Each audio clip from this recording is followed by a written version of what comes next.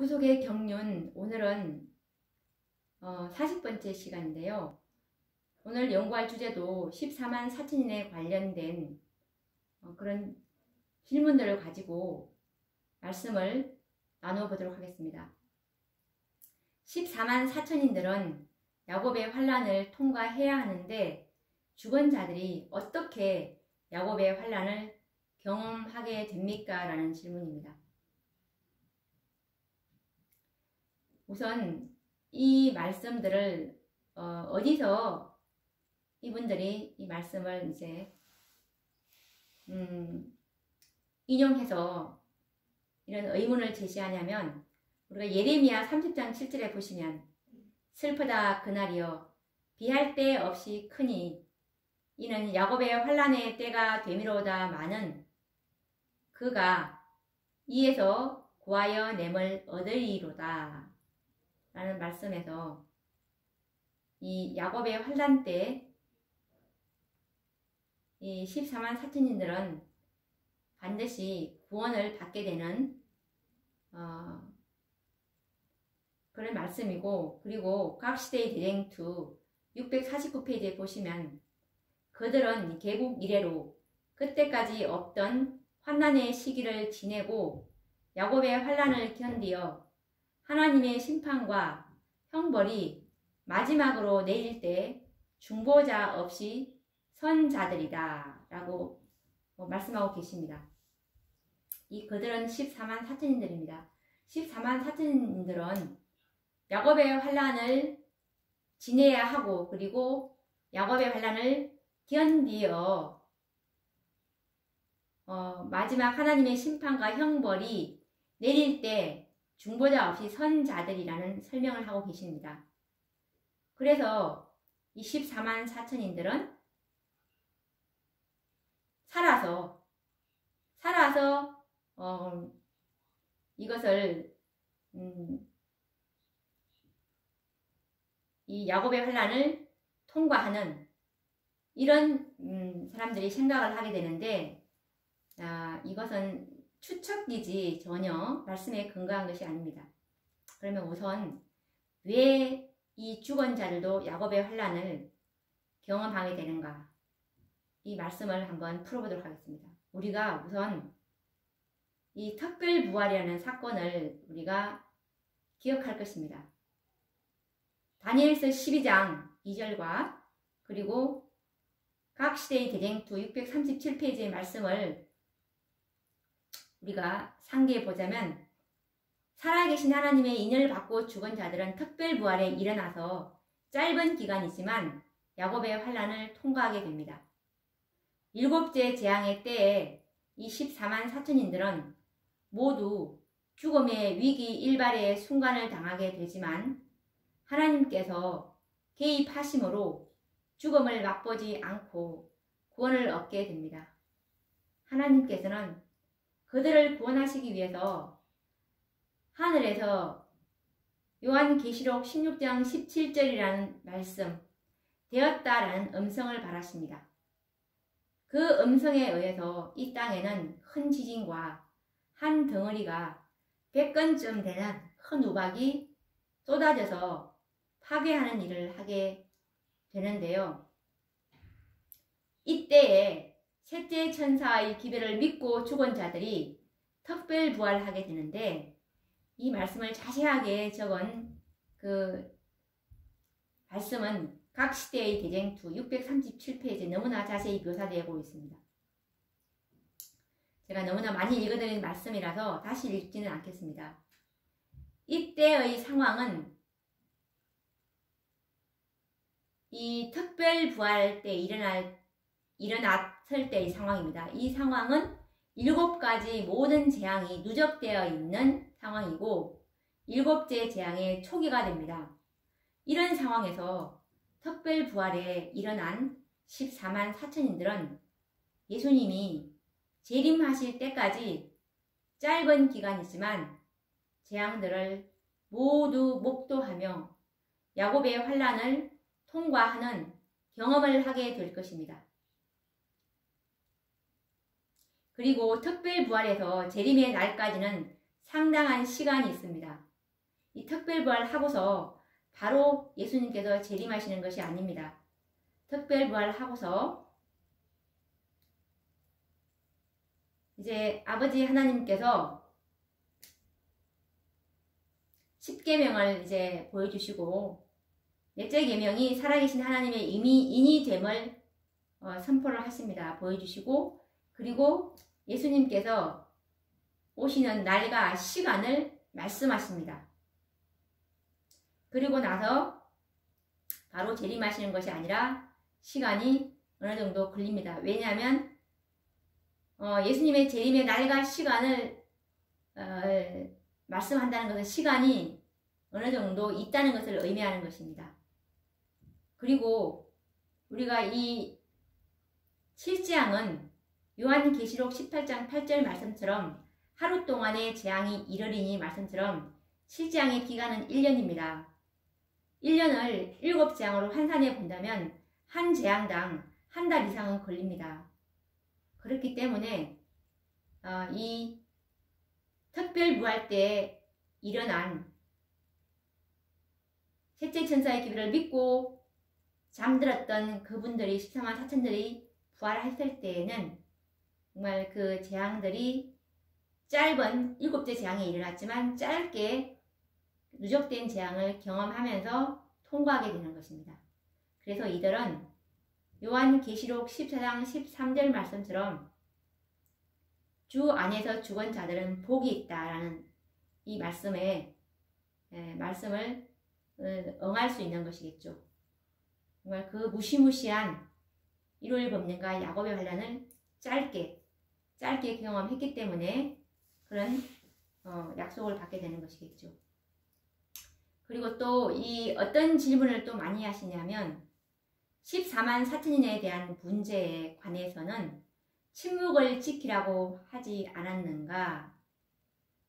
이 말씀은 14만 4천인에 관한 주제는 연구하지 마라. 이것은 침묵을 지키라고 했다.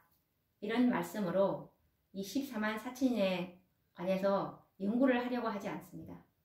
그런데 이것은 너무나 엄청난 사단의 기만이라는 것을 우리는 이 세천사의 기별을 연구하면서 알게 되었습니다. 왜냐하면 이 마지막 시대에 구원받을 하나님의 백성들은 셋째 천사의 기별로 인침을 받는 그런 백성들이기 때문에 이 세 천사의 기별은 예수님의 재림을 살아서 맞이해야 할 죄가 도말됨을 받을 백성들입니다. 정말 그 교회는 티나 주름 잡힌 것이나 이런 것이 없는 정결한 교회로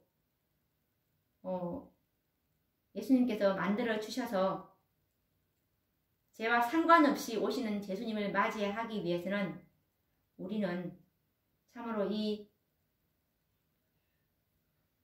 세천사의 기별을 지적으로 영적으로 경험해야 되는 사람들입니다. 그래서 이 셋째 천사의 기별은 이 셋째 천사가 살아계신 하나님의 인을 치는 이 천사였고 이 살아계신 하나님의 인은 14만 4천인들이 받게 되는 인입니다. 이 인은 그리스도의 완전한 품성을 소유한 그런 백성들에게 처지는 인입니다. 예수님의 의를 우리의 거룩한 신임장으로 제시할 수 있는 사람들이기 때문에 이분들은 참으로 생각으로라도 예수님과 같이 죄를 짓지 않는 그런 생애를 살아야 되는 백성들입니다. 그렇기 때문에 이 14만 4천인에 대한 주제는 마지막 시대의 모든 이 영혼들에게는 정말 운명을 결정하는 그런 기별이기 때문에 이것은 정말 너무나 우리가 연구를 해야 되는 그 주제입니다. 이런 주제를 연구하지 말라니요. 이것은 정말 사단의 엄청난 관계에 빠졌는데 지금 모든 교회가 이 계략에 다 말려들고 말았습니다. 근데 사람들이 어떤 말씀을 가지고 이 14만 4천인에 대해서 침묵을 지키라고 했는데, 이런 말씀은 어디서 그들이 인용을 했냐면 아래 뽑은 기별 1권 174페이지 말씀 그리고 똑같은 말씀인데요. 이것이 화의주소 계시록 14장 1절과 4절에도 이 말씀이 있습니다. 누가 14만 4천인이 될 것인가는 계시되지 않았음이라는 제목으로 이 화의주석이 있는데요. 이 말씀에 이런 말씀이 있습니다. 사람들이 이 이론 혹은 저 이론을 선택하며 저들이 알 필요가 없는 것들에 대하여 알고 싶은 호기심을 갖는 것은 하나님께서 인도하시는 일이 아니다. 그분의 백성들이 상상의 힘을 빌어야 하고 성경에서 가르치지 않는 것들을 증거하게 하는 것은 그분의 계획이 아니다. 어떤 사람이 14만 4천인에 속하게 될 것인가 하는 등의 영적으로 하등에 도움이 되지 않는 문제들을 가지고 신자들이 논쟁을 벌이게 되는 것은 그분의 뜻이 아니다. 하나님의 택하심을 입은 사람들은 잠시 후에 틀림없이 알게 될 것이다. 라는 말씀입니다. 이 말씀을 여기서 어떤 사람이 14만 4천인에 속하게 될 것인가 하는 등의 영적으로 하등에 도움이 되지 않는 문제들을 가지고 신자들이 논쟁을 벌이게 되는 것은 그분의 뜻이 아니다. 이 말씀을 이 진의를 진짜 의미를 제대로 이해하지 못함으로 생긴 결과이겠죠. 우리가 조금 전에 말씀드린 것처럼 이 14만 4천 진리는 지성소의 기별입니다. 예수님께서 지금 하시고 계시는 지성소 사업과 일치되는 기별이기 때문에 지성소는 죄가 용납될 수가 없는 곳입니다. 우리가 지성소의 믿음으로 구원받아야 되는 그런 시대에 우리는 살고 있기 때문에 이 14만 4천 진리는 정말 완전한 품성의 소유자로 만드는 그런 진리이고, 그리고 이 14만 4천의 수가 다 채워지면 예수님의 지성소 사업은 정말 제한이 없는 그런 사업이 아닙니다. 요한계시록 7장 4절에 보면 14만 4천이 되는 이 입맞은 자가, 살아계신 하나님의 이 입맞는 자가 14만 4천인이라고 분명히 예수님께서 말씀을 하셨고, 그리고 초기문집 279페이지에 보시면 그 수가 14만 4천이 다 채워지니까 인치는, 살아계신 하나님의 인을 치는 그 셋째 천사가 올라와서 예수님께서 분부하신 14만 4천인 그 수요를 다 계수했습니다 라고 하니까 지성소 사업을 끝마친 것처럼 우리는 이것이 하나님의 계획입니다. 우리는 이 계획에 의해서 움직여야 되기 때문에 하나님의 계획을 정확하게 알고 그 뜻에 보조를 맞추는 자들만이 이 재림의 예수님을 맞이하게 될 것입니다. 그래서 이 14만 4천인에 대해서 침묵하라는 증언의 말씀을 올바르게 우리가 이해하기 위해서는 역사적 배경을 이해해야 합니다. 1890년대에는 14만 4천인에 관한 관심이 매우 고조가 되어 있었을 때입니다. 그래서 이 많은 사람들은 성경에서 가르치지 않는 것, 곧 상상과 추측, 그리고 호기심의 발로에서 나오는 영적으로 도움이 되지 않는 논쟁의 주제들이 있었습니다. 그 당시 논쟁의 주제들은 어떤 것들이었냐 하면, 첫 번째, 14만 4천인들은 미국 사람들로만 구성될 것이다. 그리고 두 번째로는 이 14만 4천인들은 여자들은 계수되지 않을 것이다. 그리고 세 번째로는 14만 4천인들은 결혼하지 않는 남자들로만 구성될 것이다. 그리고 네 번째로는 14만 4천인들은 유대인들로만 구성될 것이다. 그리고 다섯 번째는 14만 4천인들은 다른 교파에는 소속하지 않았던 순수한 재림교인들로만 구성될 것이다. 라는 주제들로 굉장히 논쟁이 있었습니다. 이와 같은 논제들은 당시 B.E. 풀머 박사라는 분과 그리고 그 외 다수의 사람들에 의해서 이 주제들이 쟁점화되었고 혼란을 가져왔습니다. 그때의 화이 선지자는 성경에서 가르치지 않는 상상력과 추측에 의해서만 가능한 논제들을 가지고 누가 14만 4천인에 들어갈 것이라는 논쟁을 하지 말라고 하신 것입니다.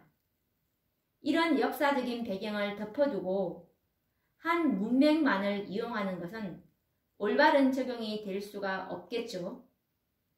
성경은 14만 4천인에 관한 많은 말씀을 기록하고 있는데요.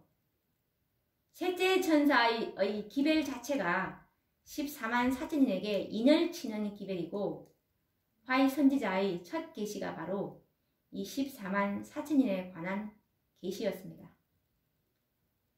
대실망으로 1844년 10월 22일 날 대실망으로 이 남은 무리에게 주신 이 사명이 바로 예수님의 지성소 사업인 14만 4천인을 인치는 사명임을 선지자를 통해서 제일 먼저 주신 그 사명이었습니다. 그리고 요한 첫 계시 14만 4천 계시 이 초기 문집 읽어보시면 너무나 잘 나와 있습니다. 그리고 요한 계시록 7장과 14장 전체가 14만 4천인에 관한 계시고 오직 살아계신 하나님의 인인 안식일을 지키는 자들만이 이 14만 4천인이 될 것이라고 성경과 예언의 신에서는 분명하게 기록하고 있습니다. 어린 양의 노래와 모세의 노래를 부를 사람들은 오직 14만 4천인 밖에는 없다고 성경은 기록하고 있습니다. 하늘 유리 바닷가에서 승리의 노래를 부르는 이들은 바로 14만 4천인들인 것입니다.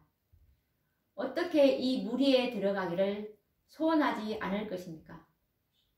어떻게 이처럼 중요한 주제를 연구하지 말라고 할 것입니까?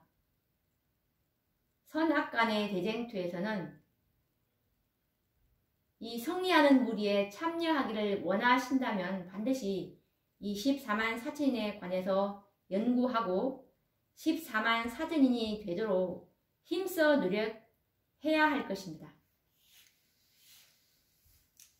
오늘도 우리가 이 정말 중요한 이 14만 4천인에 관해서 연구를 해보았는데요.